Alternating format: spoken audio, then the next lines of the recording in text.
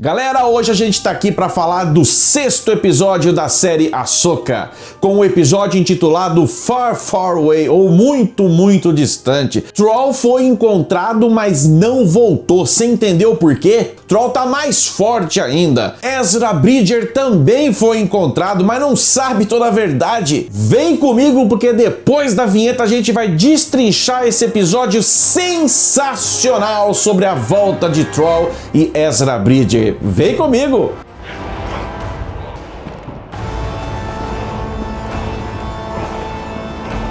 What was first just a dream has become a frightening reality for those who may oppose us.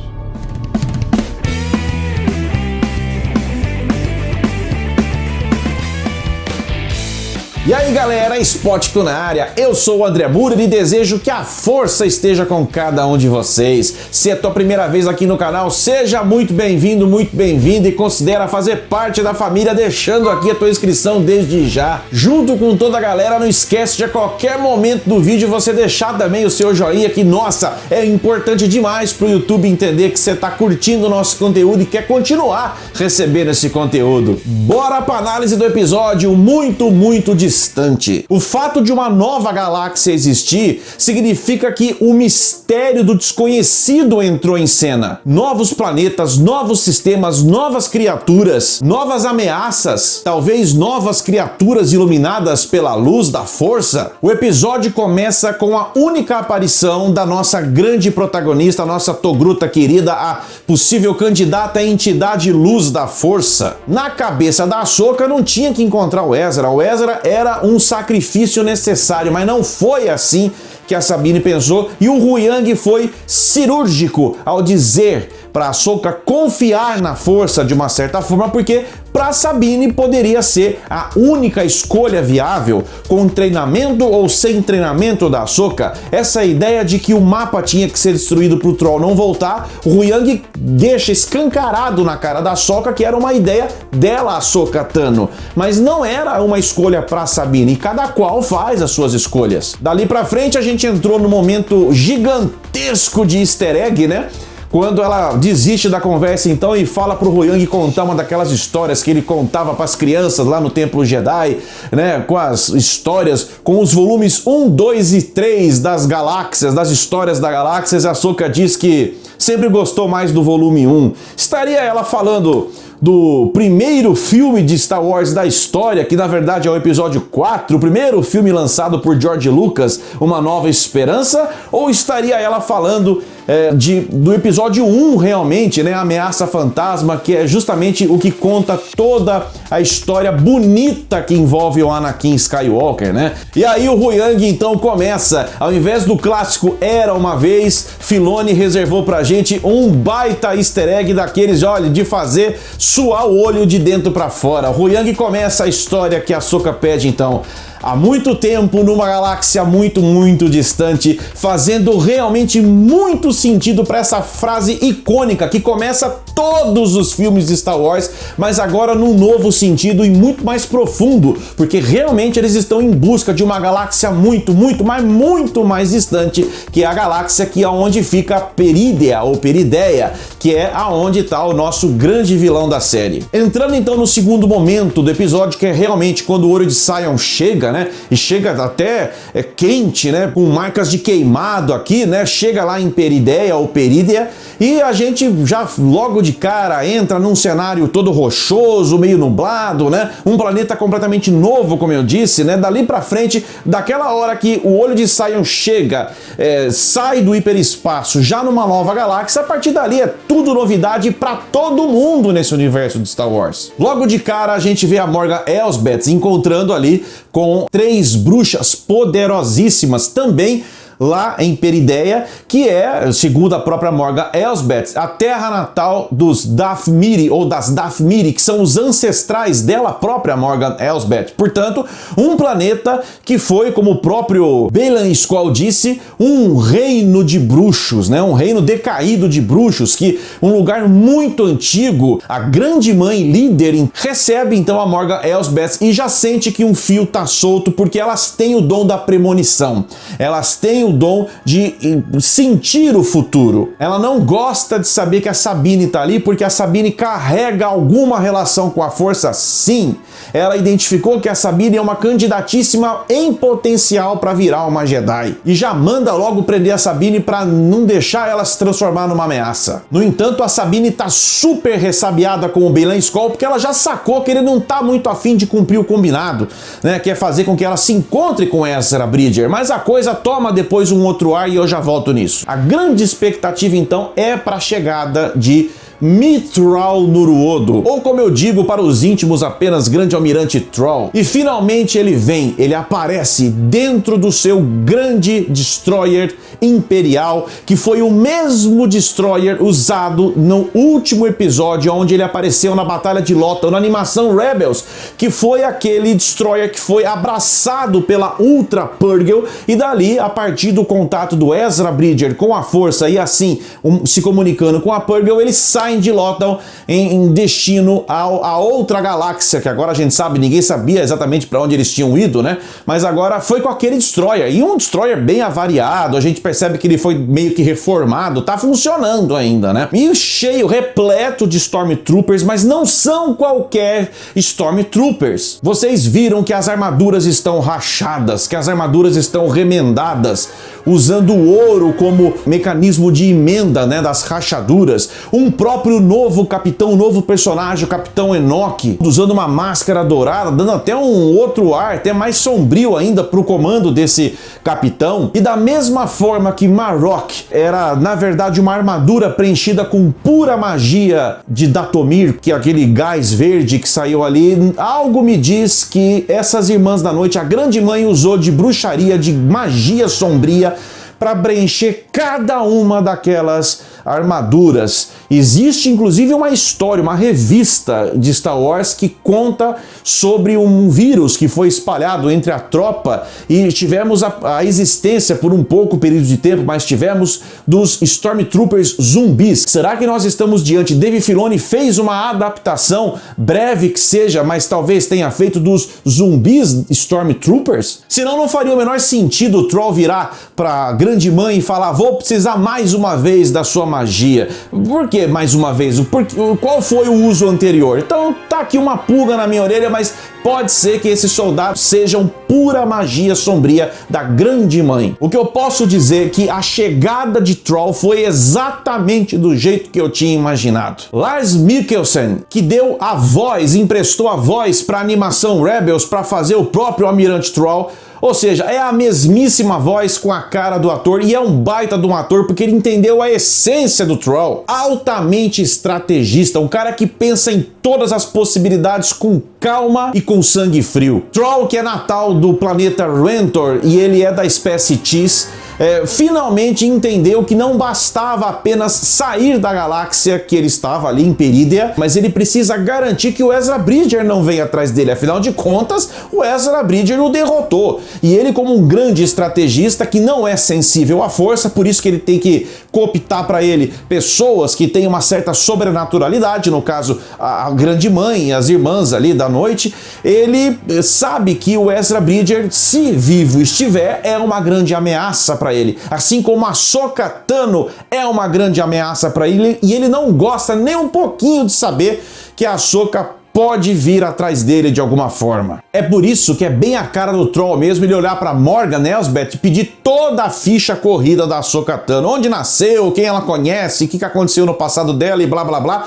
porque ele vai explorar a ficha dela de alguma forma, ele quer encontrar uma fraqueza dela. Ainda dentro de toda a estratégia, ele entende quem são aqueles dois Jedi, ex-Jedi, Jedi sombrios que estão ali. Sempre um pé atrás, né? Esse é o Troll, sempre um pé atrás. E ele brilhantemente encontra uma solução rápida ali para resolver todos os problemas dele. Ele ordena que Baylan Skoll e Shin-Hati partam para dentro de Perídea atrás da Sabine, que ele diz lá: olha, eu vou cumprir com você, Sabine, o combinado aqui que o rapaz aqui fez com você, com o Baylan Skoll, e vou soltar você no planeta, vou te dar até armas, vou te dar provisões, um negocinho pra você montar aqui, que eu nem sei o nome daquele bicho lá, mas uma mistura de cachorro com cavalo, né? Mas muito bonitinho, né? Impressionante como ele gostou da Sabine, né? Impressionante a relação rápida que os dois tiveram ali. E alertou: a hora que a minha nave for embora, você tá presa aqui, você não sai mais daqui. E se o Ezra estiver vivo, vá lá, né? E tanto é que o próprio Enoch, o capitão, quando libera ela, nem diz boa sorte, diz uma boa morte pra Sabine, né? Logo depois disso, Troll ordena então que Bela Skoll e Shin-Hati partam também atrás de Sabine para ficar de longe, deixando a Sabine encontrar o Ezra. E quando ela encontrar o Ezra é para exterminar os dois. Ou seja, ele quer garantir mesmo que o Ezra não vai atrapalhar mais ele. Se os caras vão ter sucesso na ordem que eu dei, também não sei. Tô nem aí se a Sabine, se o Ezra, se a Shin-Hati, se o Bela Skoll vão ficar vivos ou vão ficar esquecidos nesse planeta aqui, nessa galáxia. Eu tô nem aí para eles, eu quero ir embora. Ou seja, ele dá uma última missão e lava as mãos e dane-se todo mundo, né? A própria Morgan Elsbeth cai também o queixo dela, né? Quando ela descobre que a Ahsoka Tano tá viva, porque quem tem essa premonição da Ahsoka é a Grande Mãe. E ela cai o queixo porque ela deu a ordem e o Baylan cravou para ela que a Ahsoka tinha morrido e possivelmente o Baylan não mentiu, tá? Como o Troll tá insinuando para Morgan Elsbeth que ela foi muito infantil de ter confiado num Jedi, como quem diz, uma vez Jedi, sempre Jedi, né? Mas não foi isso que aconteceu. Realmente o que eles não, o Troll ele não tem, repito, sensibilidade à força. Então, realmente, eles não sabem de tudo o que aconteceu no mundo entre mundos e do renascimento da Ahsoka Tano. Então, quando a irmã diz que ela tá vindo, ele já deduz que a única possibilidade dela vir é montando ou usando uma Purrgil ou várias Purrgils, já que o planeta de Peridea a gente aprendeu ali que é o fim da migração das baleias estelares, né, que elas vêm ali para morrer, e foi surreal de ver ali aquele entorno do planeta, aquele anel, né, repleto de carcaças de Purrgils, né, que elas vão ali, um cemitério de Purrgils, né, que elas encerram a vida ali.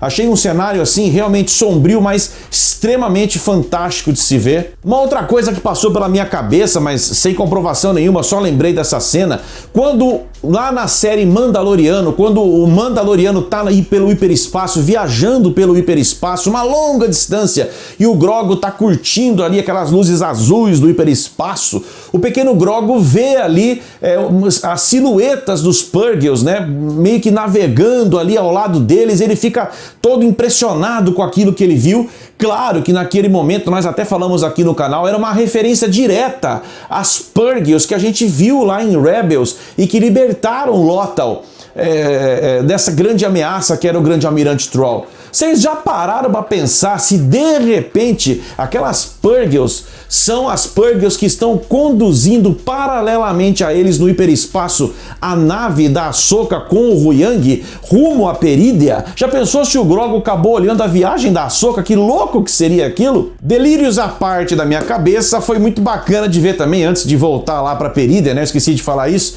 que foi legal ver como eles representaram o túnel de viagem no tempo das Purrgils, né? Muito psicodélico, cheio de cores, né? Bem diferente, repito, do túnel do hiperespaço dos não Purrgils, né? Ou das naves espaciais, que praticamente é um túnelzão azul e mais nada, né? Outra grande revelação do episódio é porque o olho de Sion tem aquele formato gigantesco, redondo, né? Agora a gente já deu pra sacar. Os caras têm aquele tamanhão lá, aquela coisa redonda, porque fatalmente o Destroyer Imperial do Troll vai entrar ali, vai ficar no meio daquele grande círculo, né, que vai se acoplar ao olho de Sion de alguma forma, para assim, usando aqueles 9 propulsores, Morgan Elsbeth e o próprio Troll voltarem para a galáxia de origem, né? Bom, de volta ao planeta Peridea, realmente um grupo de nômades ataca a Sabine quando ela tá ali e ela usa o sabre de luz. Para não falar que faltou sabre de luz do episódio, tá lá a Sabine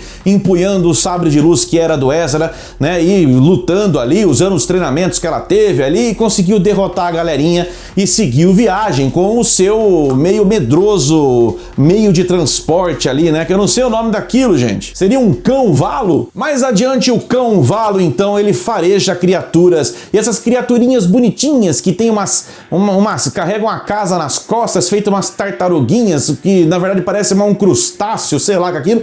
O nome dessa raça eu sei, porque eu fui pesquisar. Essa raça são os Notis. Então ela encontra a princípio um Noti. Esse Noti observa lá o símbolo da Aliança Rebelde aqui no ombro, na ombreira da armadura mandaloriana da Sabine. E ele mostra ali que ele carregava também o símbolo no pescoço, né? E aí é quando ela se dá conta de que realmente nós estávamos com criaturas que foram simpáticas ao rebelde Jedi Ezra Bridger. E dessa forma, então, com mais 5 ou 6 Notis que aparecem, eles vão pro acampamento deles e foi lá que Sabine finalmente encontrou o nosso Jedi de Lothal, Ezra Bridger, interpretado pelo ator Eman Esfandi. E ali tem um encontro não tão fervoroso quanto eu imaginei que pudesse ser, e a Sabine abraça ele, eles se abraçam, realmente no abraço apertado, mas a Sabine sabe que tem muita coisa para contar para ele, né? A Sabine nem sonha que a Ahsoka tá vindo em busca dela, usando Purgils, né? Então, para ela, a Sabine, naquele momento, eles estão fadados a terminarem as suas vidas ali naquele planeta. Acho que outras coisas que esse episódio também trouxe pra gente, que a gente tem que prestar atenção, nas reais intenções de Baylan Skoll. Ele que foi criado nos moldes da Ordem Jedi, aonde ele se alimentou de uma determinada esperança, mas que com a maturidade, com a Ordem 66, aonde ele viu tudo se queimar, colegas e amigos, irmãos Jedi sendo mortos, e ele tendo que fugir, tendo que se remoldar a um tempo novo de queda de república e ascensão do império. Ele percebe que a vida naquela galáxia é puramente cíclica. Neste episódio, Baylan Skoll diz que o grande propósito dele é botar um fim nesse ciclo para que um novo status de poder apareça. Um poder que não tem nem a ver com o império, nem a ver com a Aliança Rebelde. Realmente é algo que rompa com esse ciclo. Ele deixa mais um grande mistério no ar e dizer para Shin-Hati: você não percebe que há uma força maior se agitando nesse lugar? De quem que ele está falando? Ansiedade aqui não falta para os próximos 2 episódios de Ahsoka, onde realmente um grande mal se revelou, que é o grande almirante Troll. Falta muito para terça-feira que vem, galera. O que não falta nada é você pegar o seu dedinho aí, ó, e dar um toque aí nesse botão de inscrito aí, de inscrever-se e fazer parte da família com a gente. Não esquece do joinha, o like é importantíssimo demais para chacoalhar essa galáxia chamada YouTube. De resto, fiquem bem, se cuidem, a gente se vê sempre no próximo vídeo e Spótico na área.